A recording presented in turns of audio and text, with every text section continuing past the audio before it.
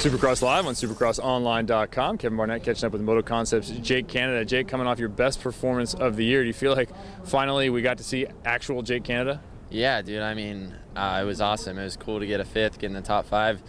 It just sucks because that's where I wanted to be right off the bat, you know? I mean, the first round I wanted to be in the top 5, and we had mechanical problems, and then the second round I was like, all right, I'm going to redeem myself. And then we had the hats off device problem and the black flag and everything, so for me to go out round 3 and get top 5, it was awesome. I mean, it's definitely something to hang our hat off and just like build off of it. That's what we needed from the beginning, you know, just something to build off of, and definitely gets me going for this week to come in and do good and keep doing good from here on out. How many eject devices do you own now? Well, I only had 1, and now I have 3. So okay. Yeah, everyone's buying me. They're like, "Oh, hey, I bought you an eject device." I'm like, "Oh, yeah, funny."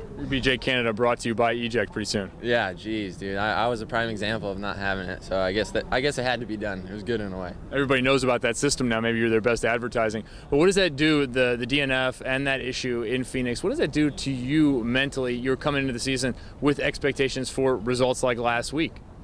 Yeah, I mean, it happens. There's nothing I can do about it. It was a bummer the first round because we had put in so much effort on the bike and off the bike, and for mechanical to happen, it was a bummer. But I mean, it's a fluke thing.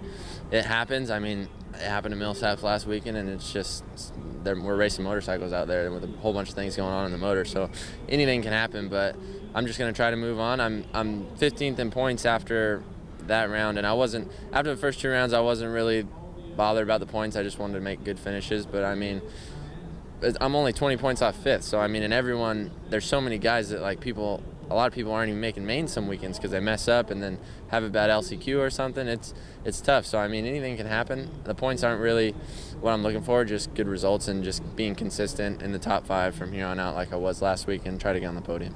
The results were good, but you also moved forward in the field. How did that build your confidence? It was good. I mean, I didn't get the best of starts. I was on the inside, and I actually had a good jump and a good drive, and then I kind of got a little bottled up in the first corner, and in the second corner I was forced to the outside and got bottled up there too, and I think I was in like 10th or 11th on the first lap, and I made a lot of passes really quick and I think I got into 4th or something, and then once I was in 4th, Osborne got me, and then I kind of just paced him the whole rest of the race, and I thought that was good. I mean, it was just good to be up in the front in the main event and be up with those guys. I think that I had the pace going that Osborne had, so that's definitely given me some confidence for this weekend to go up there and not back down to those guys and just race them and try to get on the podium. You've had a chance to take a look at this track here in Oakland. I've heard a few comments about how hard the dirt is. What are your impressions? I mean, it looks hard. I think it's all an optical illusion.